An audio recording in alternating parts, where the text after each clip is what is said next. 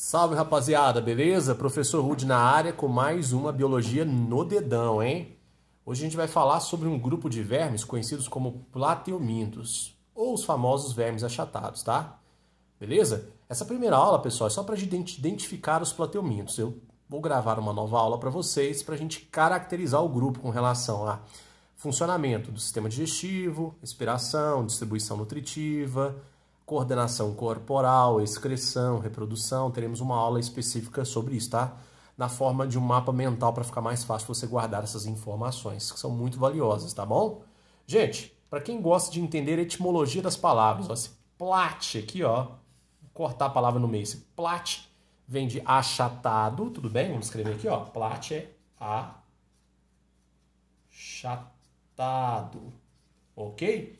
E esse mintus vem de eumintus, que significa vermes, tá? Então, vermes achatados. Todo mundo entendeu isso? Muito bem. Por que esses animais são chamados vermes achatados? Na nossa primeira aula sobre vermes, fizemos uma aula de comparação entre os grupos de vermes. Existem 3 grupos de vermes, né? Os plateumintos, que nós estamos trabalhando agora, os nemateumintos, que é o próximo grupo que a gente vai trabalhar, e os anelídeos, tá?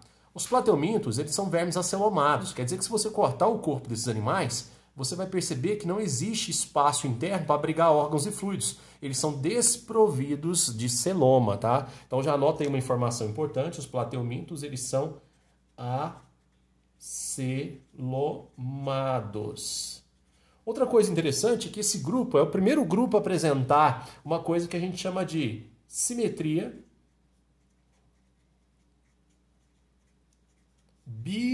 bilateral.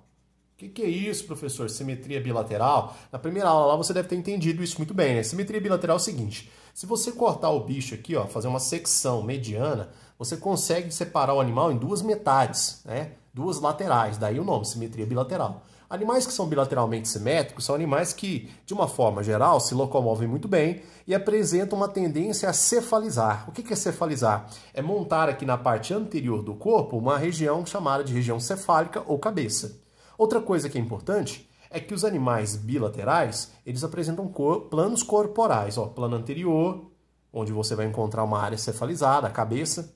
Plano posterior, plano lateral, plano dorsal e plano ventral. Esses planos corporais são muito importantes para que você entenda bem a anatomia do bicho, beleza? Muito bom. Bom, a simetria bilateral favoreceu aqui a formação de cabeças, tá? Não são todos animais que têm uma cabeça bem elaborada, bem definida, mas há uma tendência à formação de cabeça. Eu quero que vocês lembrem disso, tá? A gente chama isso de cefalização.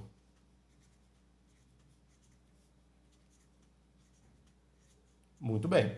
Então, olha só, imagine o seguinte: se você corta um animal desse, você vai perceber que ele não tem cavidade interna, ele não tem cavidade para abrigar órgãos e fluidos, então ele tem um baixo volume corporal. Traduzindo para vocês, é um animal fino, tá? Os plateumintos são animais finos, tudo bem? Isso é interessante porque, como esses animais eles não apresentam sistema de distribuição de nutrientes, eles não têm sistema circulatório, a circulação, melhor, a distribuição nutritiva e a respiração acontecem por um mecanismo chamado de difusão, tá? A difusão, ela foi favorecida pelo fato desses animais terem um baixo volume corporal, serem finos, tudo bem? E eles são finos porque eles são o quê?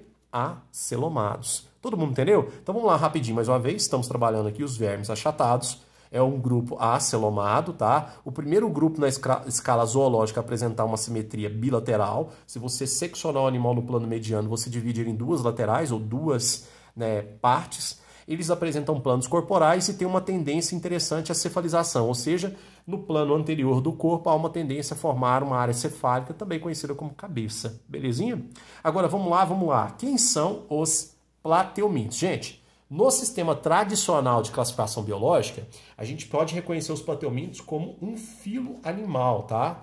Embora eu não goste de usar mais esses termos, eles ainda aparecem bastante em exercício. Eu prefiro usar o termo taxon plateuminto. Lembra disso? Taxon é um grupo de seres. Bom, os plateumintos, eles se organizam em 3 grupos dentro desse filo. 3 grupos, tá? Turbelários, ok? Tremátodos e cêstodas. Esses 3 grupos aqui compõem o filo plateuminto. No sistema tradicional, a gente poderia chamar esses grupos aí de classes. Eu vou usar o termo táxon, tá? Então, Plateumintos é agrupado em 3 táxons: turbelários, tremátodos e cêstodos. Ok? Entenderam? Vamos começar aqui pelos turbelários. Primeira informação que você tem que lembrar é o seguinte: os turbelários, eles são hermafroditas, tá? O que significa isso mesmo? Você tem um indivíduo com 2 sistemas reprodutores. Isso aqui é muito interessante, tá? Às vezes a gente separa um grupo do outro usando esses quesitos aí, como, por exemplo, a capacidade do indivíduo de produzir certo tipo de gameta ou não. Então, os turbelários são hermafroditas. O mesmo indivíduo tem sistema reprodutor masculino e feminino. A biologia chama esses animais, pessoal, que têm os 2 sistemas reprodutivos, de monóicos. Vamos escrever isso? Esses animais são o quê? Monóicos. Beleza, tá? Deixa eu te explicar a origem desse nome, ó, turbelários, tá? Esses animais são chamados de turbelários porque na parte, ou melhor, no plano corporal ventral desses bichos, na parte de baixo deles, ó, imagina a minha mão aqui na parte de baixo, tá? Na parte de baixo, você vai encontrar células ciliadas. Essas células ciliadas ajudam na locomoção. A locomoção desses animais é uma locomoção ainda à base de cílios. Lembra muito lá a locomoção dos protozoários, lembra? Protozoários ciliados?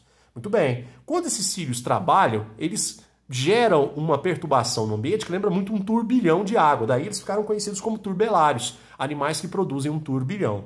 Os turbelários, eles são representados pelas famosas planárias. Então você está olhando aqui uma planária.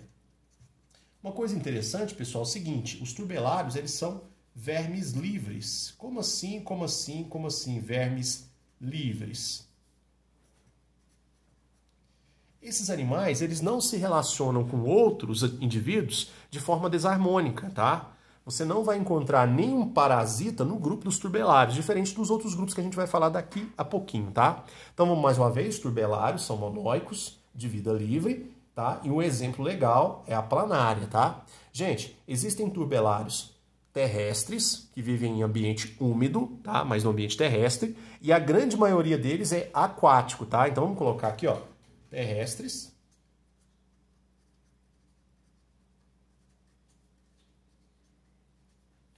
ou o que, gente? Aquáticos. Uma coisa interessante, quando eu coloco aquático, pessoal, eu quero que vocês lembrem o seguinte: pode ser tanto água doce quanto água salgada. Existem planárias que são terrestres, existem planárias que são de água doce, existem planárias que são de água salgada, são marinhas. Belezinha até aqui? Muito bem. Lembra disso aqui: nos turbelários não existem parasitas, tá? Agora vamos para o próximo grupo. O próximo grupo é o grupo dos tremátodos, tá? Os tremátodos, pessoal, são os únicos plateumintos que apresentam indivíduos com sexos separados. Você está olhando aqui, ó, um exemplo bem marcante, que é um esquistossomo. Os esquistossomos, pessoal, são exemplos de tremátodos, tá? Tem um outro exemplo que é interessante também, que é a facíola hepática, que ataca o fígado de alguns animais, tá? Os esquistossomos são bem reconhecidos na literatura biológica e aparecem muito em exercícios sobre plateumintos. Vocês vão ver isso, a gente vai ver algumas doenças que são causadas por plateumintos. A medicina chama isso de plateumintoses, tá? São verminoses causadas por plateumintos. Eu vou falar de esquistossomos, eu vou falar também de tênis. Com relação aos esquistossomos, olha só o que você está vendo. Você está vendo o seguinte: esse aqui de marrom, maiorzão, né? Tem até uma estrutura aqui que a gente pode chamar de ventosa. Tá vendo essa bolinha aqui, ó? É uma ventosa. Esse aqui, ó, é o macho, tá? Ele é o macho. O macho do esquistossomo, ele apresenta aqui, ó, longitudinalmente no seu corpo, um sulco, uma dobra interna. Essa dobra, ela ficou conhecida como canal ginecóforo. Como assim, professor? Canal ginecóforo? Entenda como um canal que abriga a fêmea. E cadê a fêmea? Tá vendo essa pretinha aqui, bonitinha? Essa pretinha que também tem uma ventosinha aqui, ó. Essa é a fêmea. Tudo bem? Essa forma que você está vendo aqui já é a forma adulta, tanto do macho quanto da fêmea, tá? E esse padrão que você está vendo aqui dela dentro do macho, abrigando aqui, ó, melhor, dentro do seu canal ginecóforo, quer dizer que ela já está pronta para a reprodução, quer dizer que ambos estão férteis, tá? Esses indivíduos, eles são parasitas. Aliás, todos os tremátodos, eles são o quê? Parasitas. E o que você tem que lembrar? Que os parasitas, os trematos parasitas, todos eles são o quê? Dioicos. Opa, professor, o que é um dioico? Ó, se um monóico é um animal que tem dois sistemas reprodutivos, os dioicos são animais com sexos separados. Existe um macho, existe o quê? Existe a fêmea, tudo bem? Esses animais são parasitas, você vai encontrar eles associados aos hospedeiros, tá? Existem hospedeiros invertebrados e hospedeiros vertebrados. A gente vai estudar isso nos ciclos das verminoses, tudo bem? Então, até agora você tem o seguinte, turbelários são monóicos de vida livre, ok? Exemplo, planária. Os trematos são parasitas dioicos, existe o macho, existe a fêmea. Um exemplo marcante é o exemplo dos esquistossomos, tá? Você tem aqui o macho, que apresenta longitudinalmente um canal chamado de canal ginecóforo, que é usado para abrigar a fêmea, tá?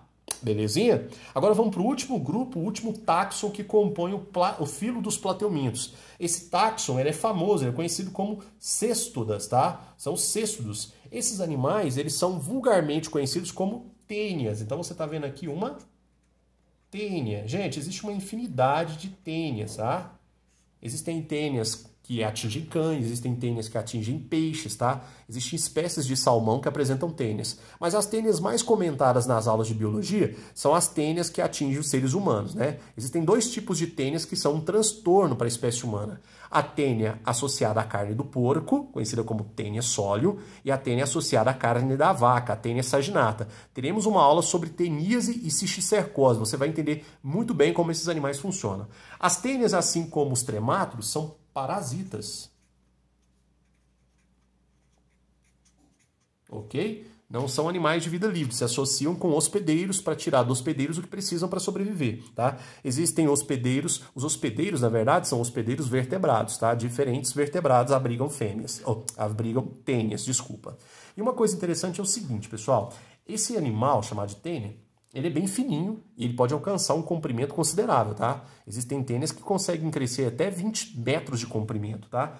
E esses bichos são parasitas intestinais, eles vivem dentro do intestino dos seus hospedeiros. Como é possível, professor, esses animais viverem dentro do intestino do hospedeiro? Eles conseguem se dobrar, tá vendo o jeito que eu desenhei aqui? Interessante, né? Toda essa extensão grande que você está vendo aqui é o corpo da tênia. A gente chama todo o corpo da tênia, ó, vou fazer aqui para você ver, ó, todo o corpo da tênia, a gente chama de estróbilo.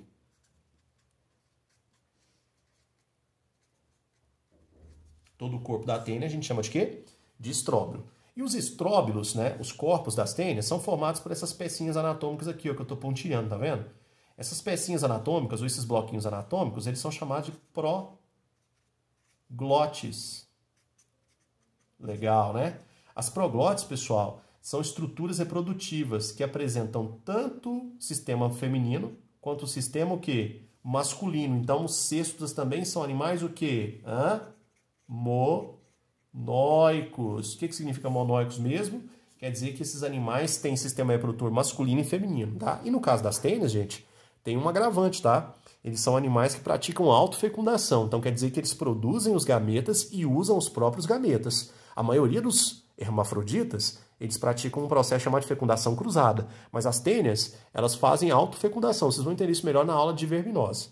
Para a gente encerrar essa parte aqui, ó, um bônus para vocês. Tá vendo toda essa região aqui que eu vou pontilhar, ó? Isso aqui, ó, é a parte da tênia que mantém ela fixa no seu hospedeiro. A gente chama essa parte aqui de escólex, tá? Os escólex, eles têm estruturas adesivas, como ventosas e ganchos. Isso que mantém a tênia dentro do seu hospedeiro, se nutrindo e se reproduzindo, tá? As proglotes, elas são responsáveis por fabricar ovos. E se você prestar atenção aqui no meu desenho, você está vendo que essa proglote aqui, ela está sendo separada do corpo. Como é que é o nome do corpo? Estróbilo, né? Essa separação aqui tem um nome especial, a gente chama de estrobilização. Por isso que o nome do corpo é estróbilo, tá? Então, rapidinho, fazendo um resumo, plateumintos são vermes com corpo achatado. Esse achatamento é por causa da falta de celoma, tá? Esses animais são acelomados. São o primeiro grupo animal a apresentar simetria bilateral com uma tendência cefalizadora, tá? Quer dizer, formar cabeça. Bom, o filo dos plateumintos pode ser dividido em 3 táxons, que no sistema tradicional podemos chamar de classes: turbelários, tremátodos e cêstodas, tá? Os turbelários, representados pelas planárias, são vermes monóicos, têm sistema reprodutor masculino e feminino, tá? De vida livre, sendo encontrado em ambiente terrestre ou aquático, tá? Quando eu escrevo aquático, tanto água doce quanto água salgada. Ambiente terrestre úmido, viu, pessoal? Esses animais são muito dependentes de umidade. Os tremátodos são parasitas representados aqui pelos esquistossomos. É o único grupo de plateumintos que os indivíduos apresentam sexos separados. Existe o macho e existe a fêmea. Então eles são dioicos, tá? E todos são parasitas, belezinha? Os cêstodas são formados por vermes como as tênias, tá? Conhecidas como vermes fitas, são bem fininhos, crescem pra caramba. São parasitas também, encontrados no corpo de alguns vertebrados. E são monóicos, quer dizer que tem sistema reprodutor masculino e feminino no mesmo corpo, fechou? O corpo é formado por unidades chamadas de proglotes, e o conjunto dessas proglotes nós chamamos de estróbilo. E para fixar os estróbilos, ou melhor, fixar o corpo do animal no corpo do parasita, no corpo do hospedeiro, a gente tem uma estrutura de fixação chamada de escólex, que apresenta ganchos e ventosas. Espero que vocês tenham gostado, moçada. A próxima aula de plateumintos a gente vai caracterizar o grupo, tá? Mostrando aí como esses animais digerem, como esses animais se reproduzem, como eles respiram, como eles distribuem nutrientes, como eles coordenam a atividade corporal. Valeu, um abraço!